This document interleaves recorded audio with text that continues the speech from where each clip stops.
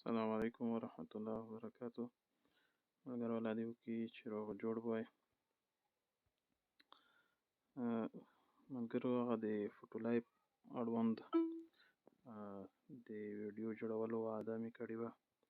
انشاءالله ویډیو یې په دې اړه جوړوم. او لومړی موږ د فوټو لایف دا چې کوم ده دا به موږ د پلی سټور څخه یو دوه اپلیکیشن موږ ډاونلوډ کوو. یو دلته نوټ چې تاسې ولیکئ چې فوټو لایف.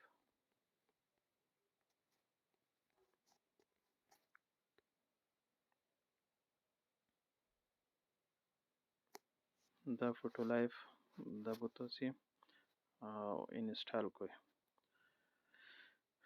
چې کله دا تاسو انسټال کوو او یو به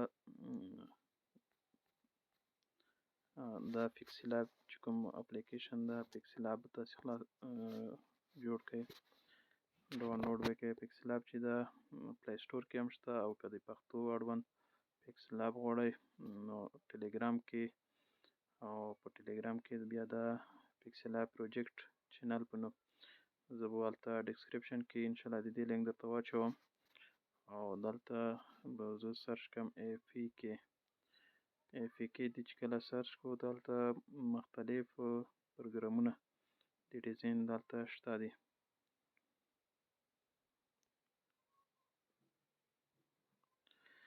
په دغه ټلیګرام د لارې نه به تاسې چیک کړئ، ډاونلوډ کړئ دغه دا پیکسل لاب. او دا پیکسل لاب دا پیکسل لاب د پورته نور پیکسل لابونه دي، دا به تاسې ډاونلوډ کړئ. او لومړی به تاسو په پیکسل لاب کې نوم ډیزاین کړئ. زه اوس ځم دې ته زه سپین بیکګراوند ورکوم، او دا لیکل چې دی دا ختمومه، نوی لیکل کوم. مثال زه لیکم چې احمدي او د لیکلو څه زه غټوم او دې ته فونټ ورکوم.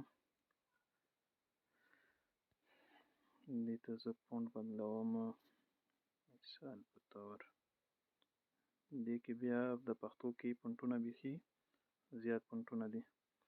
زه مثال په طور دغه فونټ ورکوم،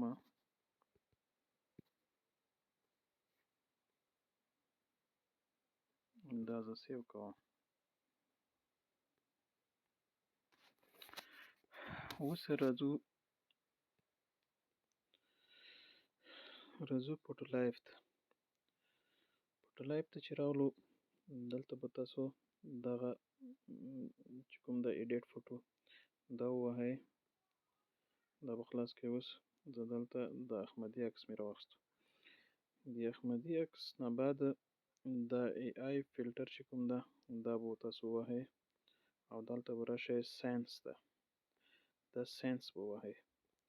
له هغې نه بعد زه مختلف کمنډونه دي هغه زه در کوم. تاسې به هغه کمنډونه چې کوم دي د هغوی څخه به استفاده کوئ. مثال په طور زه د کمانډ څخه استفاده کوم. دلته چې کله ساینس ته راغلی او ساینس دا کسټم به ووهئ. چې کسټم ووهلو دا به پیسټ کړئ دلته، او دلته به نیکسټ ووایئ. موږ ورته انتظار کوو.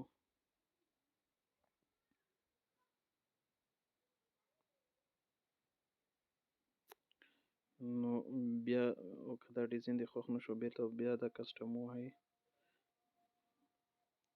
دا چې وایي انشاءالله ډیزاین به درته بدلوي، او د نورو مختلفو ډیزاینونو لپاره مختلف کمنډونه استعمالیږي. فلحال دغه ویډیو شوه، او په دې طریقې سره تاسې کار کولی شئ. مثال په طور دغه او بیا دغه ووهئ، او دلته مختلفې کټګورۍ دي د 1 2 3 4 دې کې هم چینج کیږي، او دا به زه سیو کړم. نو په دې طریقې سره نوم ډیزاین کولی شئ.